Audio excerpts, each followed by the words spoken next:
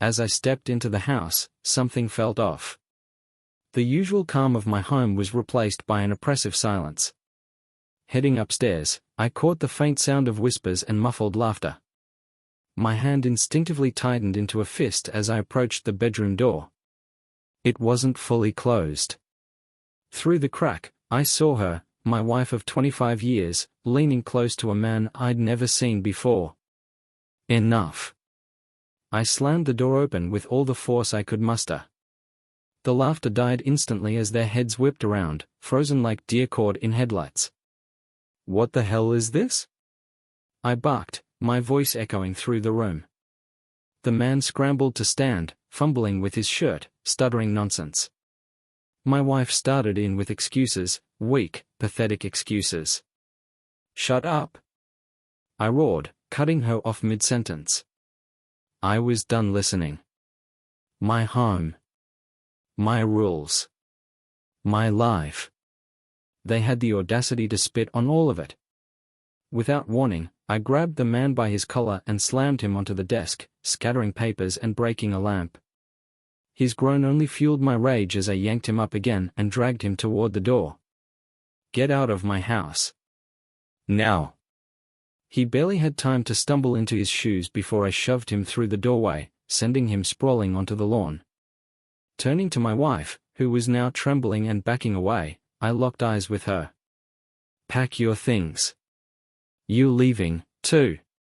"Wait, we can talk about this," she began, tears streaming down her face. "Talk?" I sneered, stepping closer. "You think this deserves a conversation? You've already made your choice, and I'm making mine."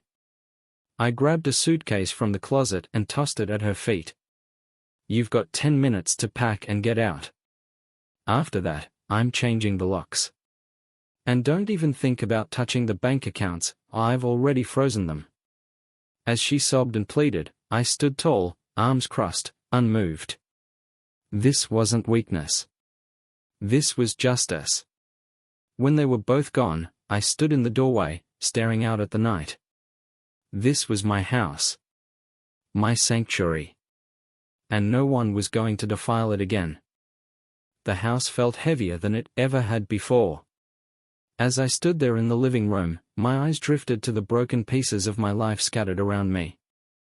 The cracked lamp on the bedroom floor, the hurried scuff marks on the hardwood, and the half-packed suitcase she hadn't even bothered to take. Every detail screamed the same ugly truth, a betrayal. But I wasn't going to crumble. Not now.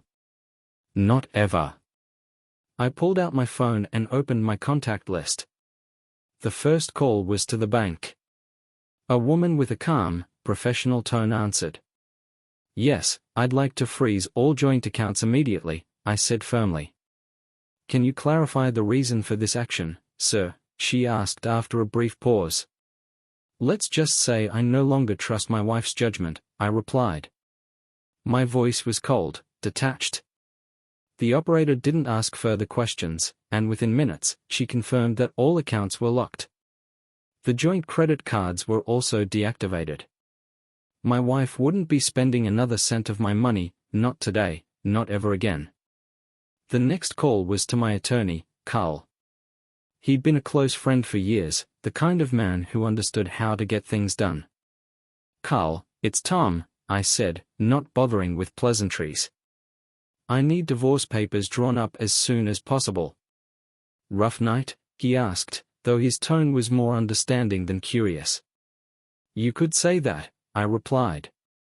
"Can you have them ready by tomorrow morning?" "I'll make it happen." 9 a.m. at my office, Carl said. By the time I hung up, I felt a small measure of control returning. Walking through the house, I began cleaning up the mess they had left behind. The broken lamp went into a trash bag, followed by the rumpled bedsheets. Her perfume still lingered in the air, but it only fueled my resolve. This wasn't about revenge, at least, not yet. It was about reclaiming my space, taking back what was mine. As I worked, memories of the last few months came flooding back. Her late nights at work. The sudden shift in her style, clothes that didn't quite match her usual taste. The whispered phone calls she thought I couldn't hear. I should have seen it sooner. But there was no time to dwell on what I should have done. She had made her choice.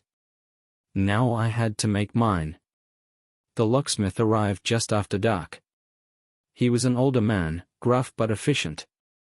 I watched him work in silence as he replaced the locks on the front and back doors. "Tough day?" he asked casually, glancing at me over his shoulder. "You could say that," I replied without elaborating.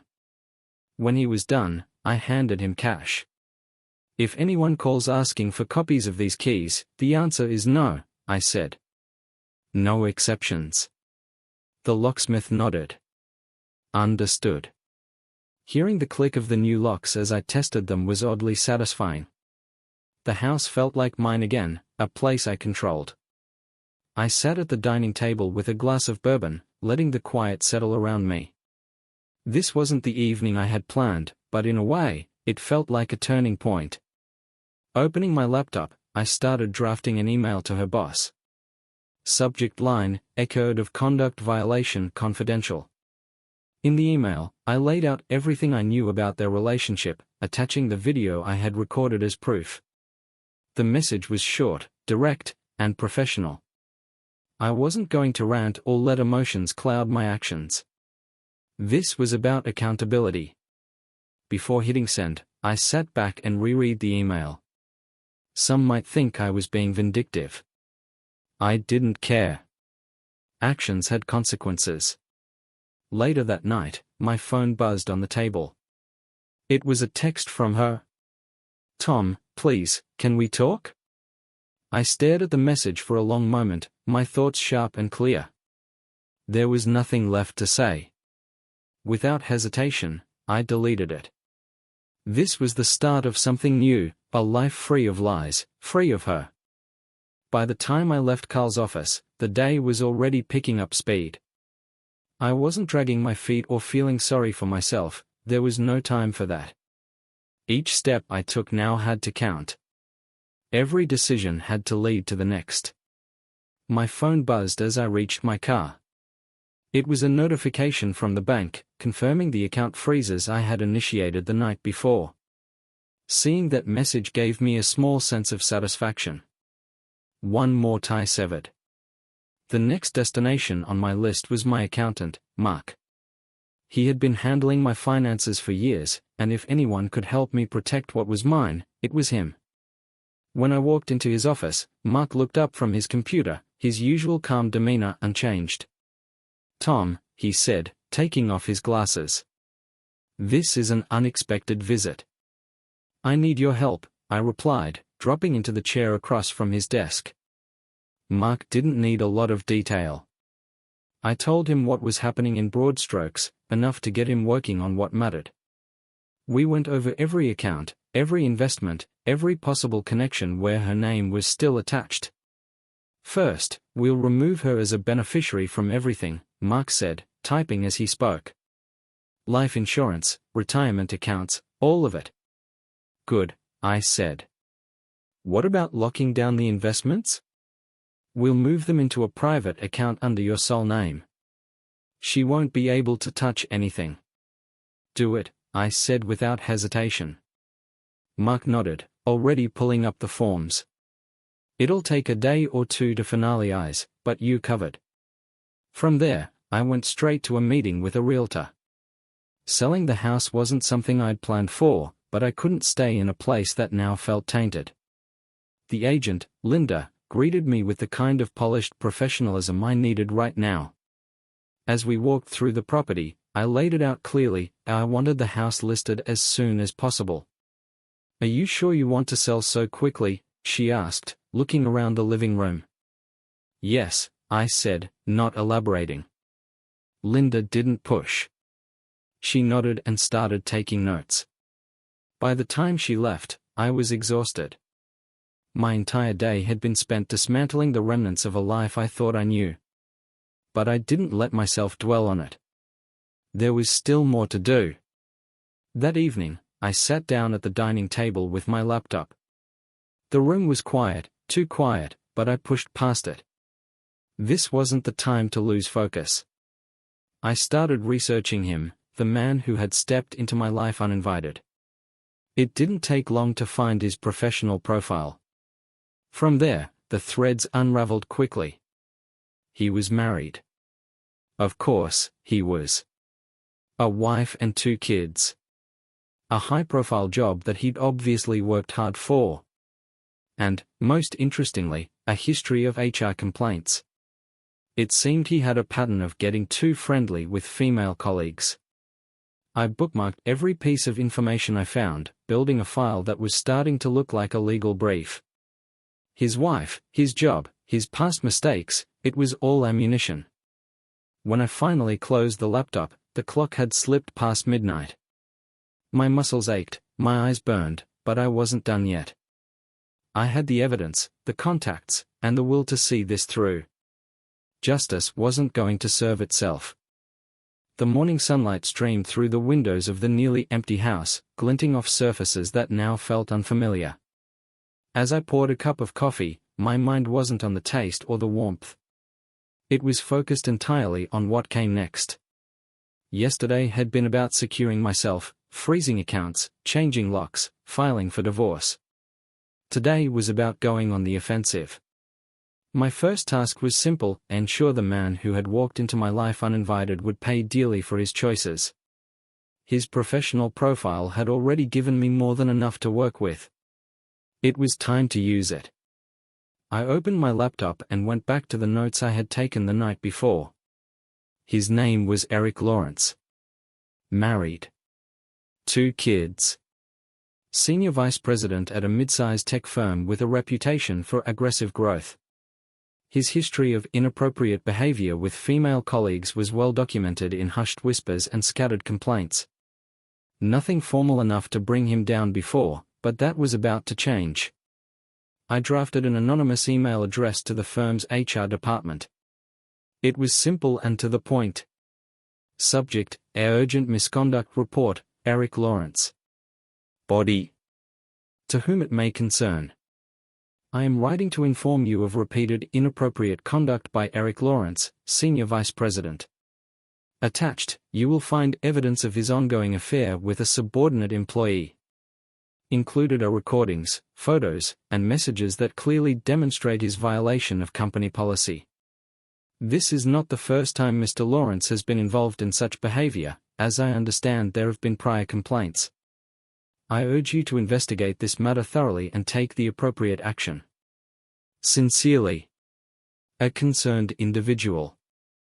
I attached the files I had meticulously collected, screenshots of texts, video snippets of him in my home with my wife, and a copy of the HR complaints I dug up. Before hitting send, I paused. This wasn't about hesitation, it was about precision. I double-checked every attachment, ensuring it was airtight. Then, with a calm click, I sent the email and sat back in my chair. Step 1, A complete. Next, I turned my attention to his wife. Her name was Anna Lawrence. A quick search of social media profiles told me all I needed to know. She was active online, photos of family vacations, PDA meetings, and charity events flooded her accounts. She projected the image of a perfect family life. I drafted a second email, this one directly to her. Subject: You deserve to know. Body: Anna. I don't know how to say this without it being painful, but I believe you need to know the truth. Your husband, Eric, has been having an affair with my wife for months. I have attached proof of their relationship, including messages and video evidence. I'm sorry to bring this to you in such a blunt way, but I feel it's only right that you know. Sincerely, a husband who understands your pain. I hesitated briefly before sending this one. Anna wasn't my enemy, and I didn't relish hurting someone who hadn't wronged me. But she deserved to know the truth, just as I had. Step 2, A complete. By mid-afternoon, I had already started hearing the repercussions. My phone buzzed with an unknown number.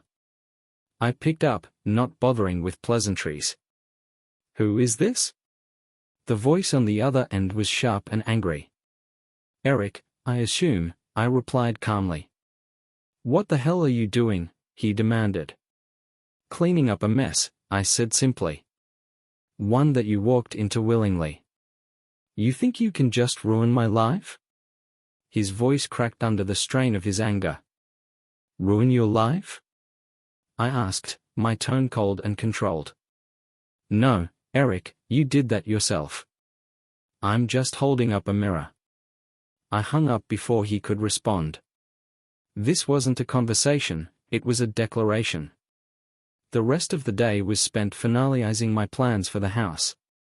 Linda, the realtor, called to let me know the listing was live. Offers were already trickling in. "Are you sure you're ready to sell this place?" she asked. "I've never been more sure," I replied. By the time the sun set, I was sitting in an office chair in the nearly empty living room, sipping another glass of bourbon. My laptop pinged with a notification, an order response from Eric's HR department. The investigation was already underway. I leaned back, staring at the blank walls around me. This house had once been a home, filled with laughter and warmth. Now, it was a battlefield, and I was dismantling it piece by piece. Tomorrow, I'd finalize my own next steps. Tonight, I'd let the chaos I'd set in motion run its course. The morning sunlight crept through the windows, glinting off the spotless surfaces of a house that no longer felt like home. I was up before my alarm, not out of habit, but because there was too much running through my mind. Sleep had become a luxury I couldn't afford, not until everything was set in motion. I poured myself a coffee and stood at the kitchen counter, my eyes fixed on the backyard. For years, I had imagined growing old with Linda here, watching our future grandchildren play on the lawn. Now, that vision was as shattered as the lamp I'd thrown out 2 nights ago. My phone buzzed on the counter, pulling me from my thoughts. It was a text from Carl. "Papers are ready. She'll be served today." I read the message twice, my jaw tightening. This wasn't just a step forward, it was a line drawn in permanent ink. By mid-morning, I was driving back to the office where Linda worked. I wasn't there to make a scene. That wasn't my style. But I wanted to see her reaction when she was handed the papers. I parked across the street, far enough to remain unnoticed but close enough to observe. The process server walked into the building right on time. He was a professional, efficient and discreet. Within minutes, he re-emerged, adjusting his tie as he headed to his car. I didn't have to wait long to see Linda. She came out moments later, clutching the envelope with trembling hands. Her face was pale, her expression a mix of shock and desperation. For a fleeting moment, I almost felt sorry for her. But then I remembered the laughter I'd heard that night, the smugness in her lover's voice, and any trace of sympathy vanished. I watched as she pulled out her phone and made a call. Her gestures were frantic, her lips moving quickly. I didn't need to hear the words to know what she was saying. That afternoon, I went back to the file I'd been building on Greg. The pieces were starting to fall into place. His HR department had acknowledged my complaint, and my message to his wife, Allison, had been marked as read. Now, it was a waiting game. I decided to use the time to prepare for the next phase. Revenge wasn't just about delivering a single blow, it was about dismantling their lives piece by piece. I wanted them to feel the weight of their actions every single day. Late in the evening, my phone rang. The number was unfamiliar, but I answered anyway. "Is this Tom Walker?" a woman's voice asked, hesitant but firm. "Yes," I replied cautiously. "This is Allison Palmer." Her name hit me like a punch. I leaned back in my chair, letting her speak. "I got your message," she continued. "I don't know what to say." "You don't have to say anything," I said, keeping my tone steady. "I just thought you deserved to know."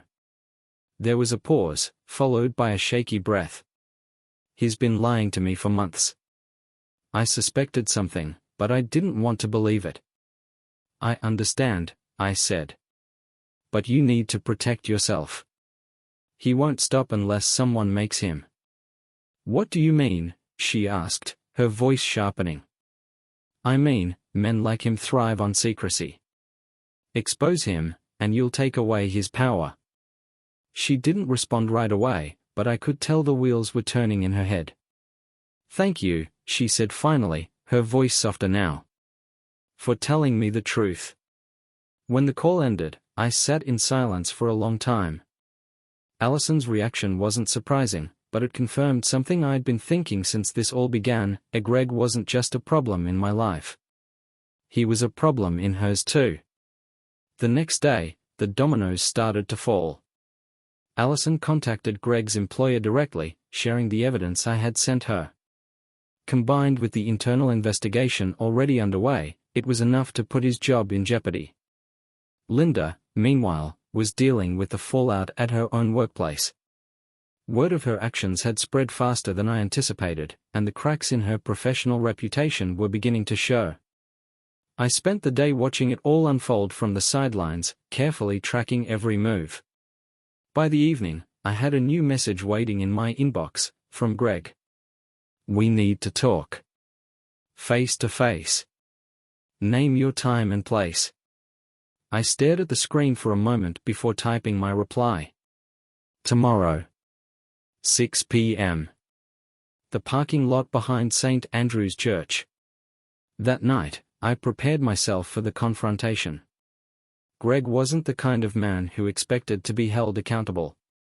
He thrived on charm, manipulation, and the belief that he could talk his way out of anything. But I wasn't going to let that happen. The parking lot behind St. Andrew's Church was dimly lit, with only a flickering streetlight casting sporadic shadows across the cracked asphalt. I arrived early, parking my car in the farthest corner to give myself time to think. My mind wasn't racing, it was sharp and focused, like a blade ready for its purpose. Greg's sleek sedan pulled in 5 minutes later. The vehicle was too polished for someone who had spent years dragging people through the mud.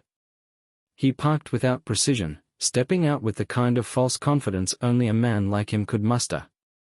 He adjusted his collar, scanned the lot, and spotted me. Tom, he said, his voice flat but tinged with forced civility. Greg, I replied, standing still as he approached. He stopped a few feet away, keeping a deliberate distance. I wanted to meet to clear the air, he began, gesturing lightly with his hands. Man to man. Man to man? I repeated, a bitter edge creeping into my voice. Is that what you call sneaking around with another man's wife? You've got an interesting definition of what it means to be a man. His jaw tightened, but he kept his composure. Look, I'm not here to argue. What happened, it wasn't planned. It just happened. That's your defense? I asked, stepping closer. It just happened? Like you tripped and fell into bed with her? He held up his hands, trying to pacify me. I know it looks bad. Stop, I said sharply. It doesn't just look bad, Greg. It is bad. You didn't accidentally have an affair for months. You knew exactly what you were doing every step of the way. His composure wavered for a moment. What do you want from me? I laughed, a short, harsh sound that echoed in the stillness. You think this is about what I want? No, Greg. This is about what you deserve. His mask of calm cracked, and a hint of anger flickered in his eyes. Look, I get that you're upset, but you need to understand, your marriage was already broken. Linda told me everything. She was unhappy for years. I felt the words hit me, but I didn't let it show. Instead, I leaned in slightly, lowering my voice. You're grasping at straws, Greg. And it won't work. Linda's unhappiness doesn't excuse what you did. You took something that wasn't yours, and now you're going to pay for it. He exhaled sharply, glancing around the lot as if looking for an escape. So what's your plan? Ruin my life? Go ahead. I'll bounce back. People like me always do. I smirked. You're not as untouchable as you think. Your wife knows. Your company knows. And soon enough, everyone else will know too. Let's see how well you bounce back when there's nothing left to land on.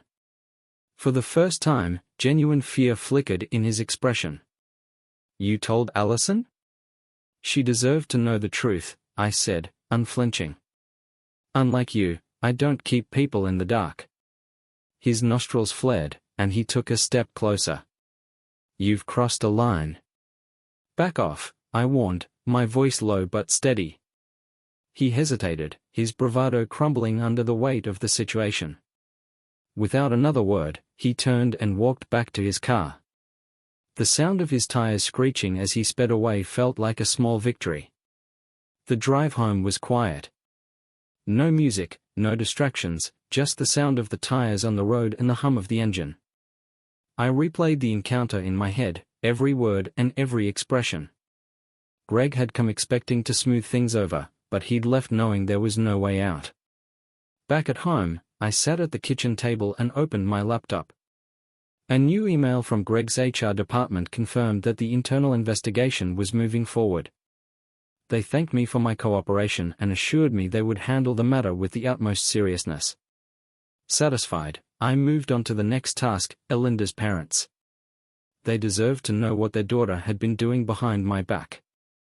I drafted a concise email, attaching the same evidence I had used for the divorce proceedings.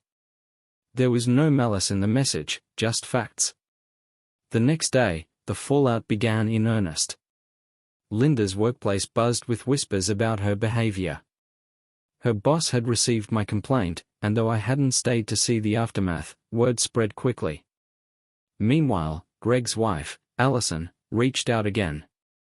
Her voice was calmer this time, more resolved. Thank you, she said simply. I've filed for separation. He's staying at a hotel now. You did the right thing, I told her. Don't let him manipulate you into thinking otherwise. Her gratitude was genuine, but I knew her pain ran deep. She was just starting to piece together the betrayal, and it would take time. Still, her decision to act gave me a sense of closure I hadn't expected. As I sat in my office that night, reviewing the progress of my plan, I felt a weight begin to lift. Greg's career was unraveling, Linda's reputation was in shambles, and their twisted little fantasy was crumbling. This wasn't over, not yet. But for the first time since it all began, I felt like I was winning. I woke up early, my mind clearer than it had been in days. The house felt different, as if it had finally started to shed the weight of everything that had happened. The mess they'd created was still there, emails, calls, and messages to deal with, but the fog of anger had lifted. Now, there was only focus. I sat at the kitchen table with a fresh cup of coffee, staring at my phone. A notification blinked at me, a new email from Linda's boss. The subject line was brief, update regarding Linda Walker. I tapped the screen, and the message opened. Mr. Walker, thank you for providing the details regarding this situation. We've reviewed the evidence and initiated the necessary disciplinary process. While we cannot disclose specific actions at this time, please know this matter is being treated with the utmost seriousness. Their polished, corporate language didn't impress me.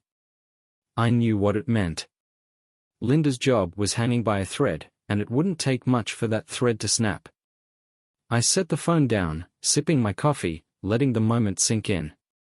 She had built her image around being a professional, respected leader. Now, that image was cracking. Mid-morning brought another message, this time from Karen, someone I hadn't expected to hear from. Linda had always referred to her as a true friend, someone she could rely on no matter what. But Karen's loyalty had clearly shifted. Tom, I just heard about everything. I'm so sorry. If you need anything, please reach out. I can't believe she would do this to you. I let the words sit there for a moment, the irony sinking in. For years, Linda had leaned on Karen for support. Now, Karen was reaching out to me. I replied simply, thank you, Karen. I appreciate it. By the afternoon, the consequences for Greg were starting to take shape. Another email came through, this one from the HR department at his company. Subject: a termination notification. I opened it and read carefully. Mr. Walker, we wanted to inform you that Greg Palmer's employment has been terminated effective immediately. Following an internal review, it was determined that his actions violated company policy. Thank you for bringing this to our attention. I leaned back in my chair, exhaling slowly. Greg Palmer, the man who thought he could charm his way out of any situation, was now jobless. The satisfaction wasn't in his downfall, it was in the balance being restored. For too long, people like him had taken without consequences. That ended today. That evening, as the house grew quiet, my phone buzzed again. It was a text from Linda. Tom, please. I've lost my job. I've lost everything. Can we talk? I need you to understand. The desperation in her words was obvious, but it didn't move me. She hadn't cared about what I needed when she was making her choices, so why should I care now? I stared at the message for a moment before deleting it. Some doors are better left closed. The following day, Allison called. Her voice was calm but carried a new sense of determination. Tom, I just wanted to let you know, I've started the process of separating from Greg. He's staying with a friend now, and I've already contacted a lawyer. You're making the right decision, I said. It's not easy, she admitted. But after what you showed me, I know I can't stay with him. Thank you for giving me the clarity I needed. When the call ended, I sat for a while, letting her words echo in my mind. Greg's lies had unraveled not just his career but his family as well. Later that evening, I sat down to write one final email. Linda's parents had always treated me with kindness and respect, and they deserved to know the truth about what their daughter had done. Dear Mr. and Mrs. Carter, I have always valued the relationship we've shared, which is why I feel it's important to share what's been happening. The attached evidence will explain everything. I wanted you to hear it from me first, rather than through rumors. Sincerely, Tom. When I hit send, I felt a strange sense of relief. It wasn't vindictive, it was necessary. The truth had a way of cutting through everything, leaving no room for illusions. The response came the next morning. It was from Linda's father. His message was brief but spoke volumes. Tom, we are deeply sorry for everything you've been through. You've always been like a son to us. You deserved better than this. I stared at the screen, feeling an unexpected wave of sadness. Their disappointment in her was palpable, and for the first time, I wondered if they'd ever be able to look at her the same way. By the time the day ended, the weight on my chest had lifted. Greg was unemployed and facing the collapse of his family. Linda was isolated, her reputation in ruins, and she had no one left to blame but herself. This wasn't about revenge, it was about accountability. For the first time in weeks, I felt a sense of peace. The days following the collapse of their lives felt quieter, but the calm wasn't the type that signified peace, it was the quiet before the final reckoning. Greg's career was gone, Linda's reputation shattered, and their fantasy world had turned into rubble. But there was still work to be done. I wasn't one to leave a job half-finished. The first move came early that morning. I went through my email, checking for any updates. Linda's workplace had sent another curt message. Mr. Walker. Following our internal review, we can confirm that Linda Walker is no longer employed with Keystone Retail Group. We appreciate your understanding as we address this matter. There it was, in black and white. Her job was officially gone. The role she'd boasted about at family gatherings, the career she'd used as an excuse for late nights and weekend work trips, was no longer hers. I forwarded the email to my lawyer, Carl.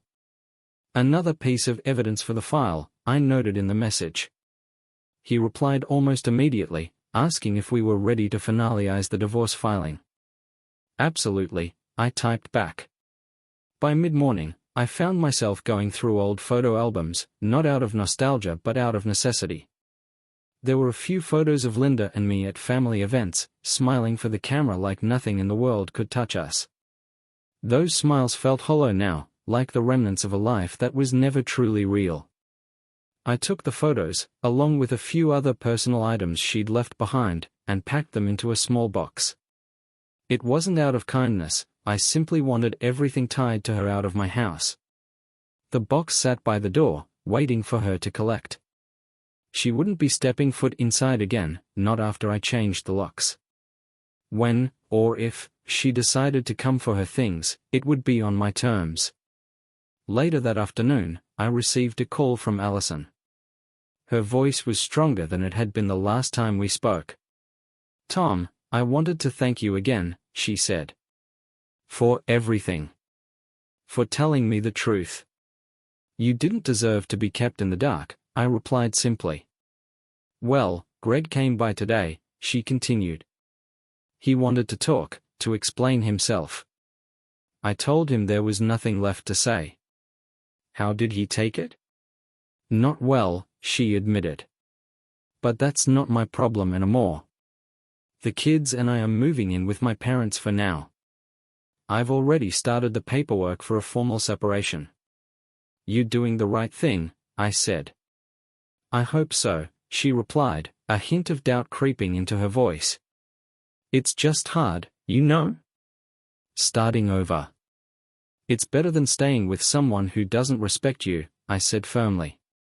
"You deserve better, and so do your kids." When the call ended, I felt a sense of finality. Allison had taken the hardest step, and though her road ahead would be difficult, she was moving forward.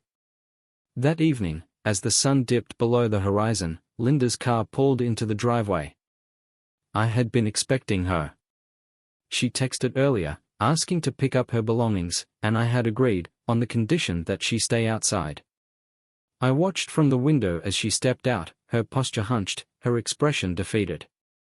For a moment, I felt the weight of 25 years together pressing on my chest. But it passed quickly. She wasn't the woman I thought she was, and I wasn't the man to let her back into my life. I opened the door just wide enough to hand her the box.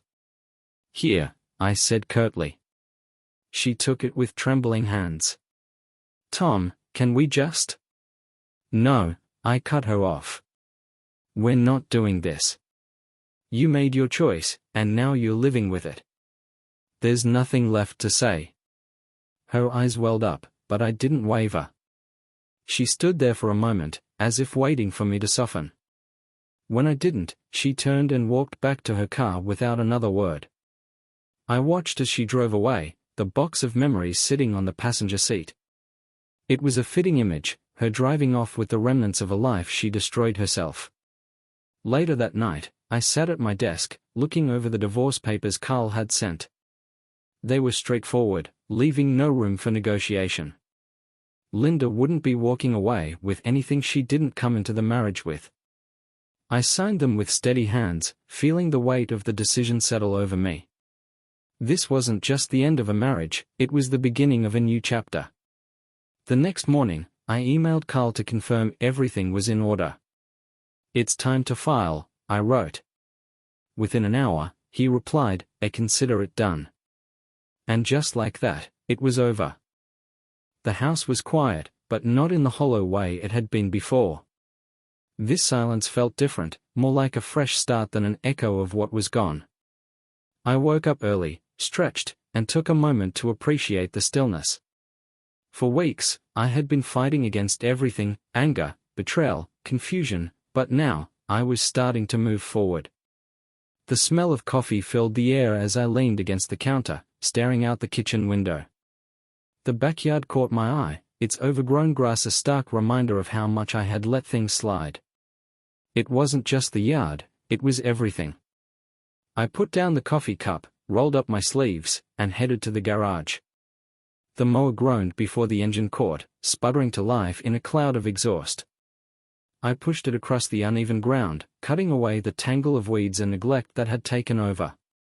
The rhythmic hum of the motor was soothing, almost meditative. when I finished the lawn, I moved on to the flower beds. They were dry, cracked, and empty, just like everything Linda had left behind.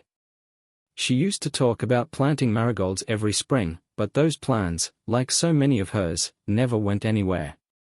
Pulling weeds and turning the soil with an old spade, I found myself thinking not about what I'd lost, but about what I could build. This was no longer her garden. It was mine now. After cleaning up, I drove into town to meet Mark, my accountant. The drive felt different than usual. I wasn't rushing, I wasn't distracted, it was as if the road itself had taken on a new clarity. Mark greeted me with a smile when I arrived, his office warm and tidy. "Tom, good to see you," he said, motioning for me to sit. "Good to see you too," I replied, settling into the chair. "How's everything going?" he asked, his tone gentle but professional. "Better," I admitted. "The papers are filed. Now I want to make sure all the loose ends are tied up." Mark nodded, pulling up my accounts on his computer.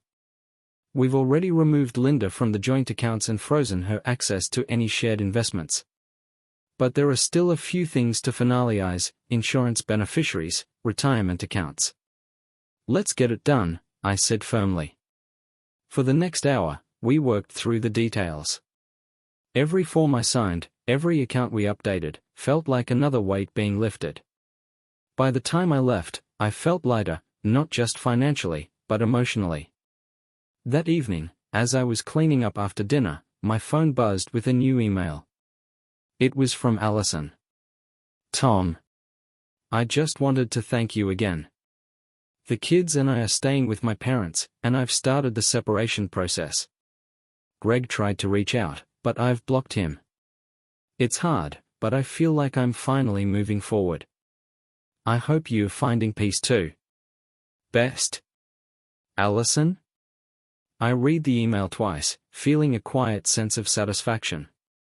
She was facing her storm head-on, not letting Greg's actions define her future. I typed a quick reply. "Allison, I'm glad to hear you're moving forward. It's not easy, but you're doing what's best for you and the kids.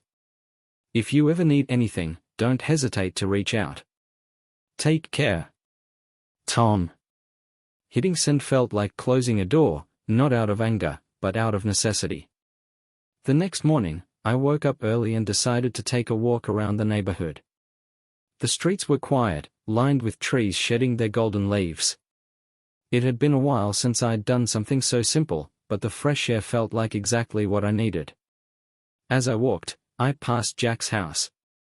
He was sitting on his porch, a steaming mug of coffee in his hands. "Tom," he called out, waving me over. "Hey, Jack," I said, stopping at the edge of his yard. "Haven't seen you out and about in a while," he said, his eyes filled with the quiet wisdom of someone who had seen plenty in his lifetime. "Everything okay?" I hesitated for a moment, then nodded. "Getting better. Thanks for asking." Jack raised his mug in a small salute. "Good to hear. Let me know if you need anything." "Appreciate it," I replied before continuing down the street. The walk wasn't long, but it felt like a reset. The crisp air, the sound of leaves crunching underfoot, it reminded me that life went on, even when it felt like it couldn't. That night, I grabbed a book from the shelf, something I'd bought years ago but never had time to read. The house was quiet as I settled onto the couch, the dim light of the lamp casting a warm glow across the room. For the first time in weeks, I wasn't thinking about Linda. I wasn't thinking about Greg or betrayal or what I'd lost. I was thinking about what came next. And for the first time, that thought didn't scare me. The house felt different now. Every room had a kind of stillness that didn't weigh me down like before. It was quiet, but this quiet felt clean. Gone were the echoes of arguments and the suffocating presence of betrayal. Now, it was just me and the decisions I had to make about what came next. I started my morning the same way I had for the last few days, with coffee and a look at the backyard. The grass was freshly cut, the flower beds were empty but tidy, and the garden was ready for something new. That word, new, stayed with me. It was like a challenge and an opportunity wrapped into one. After finishing my coffee, I went into the garage. The space was emptier now, no more boxes filled with things Linda had insisted we keep for just in case. I grabbed a piece of sandpaper and the old piece of oak I had uncovered the day before. The first pass was rough, the wood grain resisting at first, but as I worked, the surface began to smooth out. The act of sanding, the feel of the grain beneath my hands, brought a strange sense of calm. It wasn't about the wood, it was about what it symbolized. I wasn't just smoothing out a plank, I was reclaiming something I had lost, a control over my life. I spent hours working on that piece, turning it into the start of a small table. It wasn't perfect, there were knots in the wood and uneven edges, but it was mine. And for the first time in weeks, I felt proud of something. Later that afternoon, I cleaned up and decided to take a drive. It had been months since I'd gone anywhere just for the sake of going. I didn't have a destination in mind, just the need to get out and see something different. The backroads outside of town were lined with trees in their autumn best. Reds, yellows, and oranges painted the landscape, and as I drove with the windows down, the cool air felt like a reset. I passed a sign for a small town I hadn't visited in years and decided to take the turn. The streets were quiet, the kind of quiet that only exists in places where everyone knows everyone. There was a diner on the corner with a hand-painted sign that read Millie's Place, best pie around. The bell above the door jingled as I walked in. The place smelled like coffee and warm cinnamon, and a waitress with kind eyes waved me to a seat by the window. "First time here?" she asked, setting down a menu. "Not exactly," I replied. "It's been a while, though." "Well, welcome back," she said with a smile. "Best coffee in town, and the pie's not bad either." I smiled back. "Coffee sounds great." She poured me a cup and left me to sit with my thoughts. Outside the window, a few people walked down the sidewalk, chatting and carrying bags from the local shops. It was a simple scene, but there was something comforting about it. When I got home, the house greeted me with its familiar quiet, but this time, it didn't feel empty. It felt like a place waiting for something new. I pulled out a notepad from the kitchen drawer and started making a list, not a to-do list, but a list of things I wanted to do for myself. 1. Finish the table in the garage. 2. Plant a garden next spring. 3. Take a road trip to the mountains. 4. Reconnect with old friends. The list grew longer as the ideas came to me. Each item felt like a small step toward a life that was mine again. That evening, as I sat on the porch with a glass of bourbon, my phone buzzed beside me. It was an email from Allison. "Tom, I just wanted to thank you again. The kids and I are doing okay, we're staying with my parents for now. I've started the separation process, and Greg's been trying to contact me, but I've blocked him. It's not easy, but I finally feel like I'm moving forward. Best. Allison?" Her words stuck with me. She had every reason to give up, but she was choosing to rebuild instead. I typed out a reply. "Allison, I'm glad to hear you moving forward. It's not easy, but you're doing the right thing. If you ever need anything, don't hesitate to ask. Take care. Tom." Hitting send felt like closing a door on everything Greg and Linda had brought into my life. They were part of my past now, and they had no place in what came next. The next morning, I stood in the kitchen, looking out at the backyard again.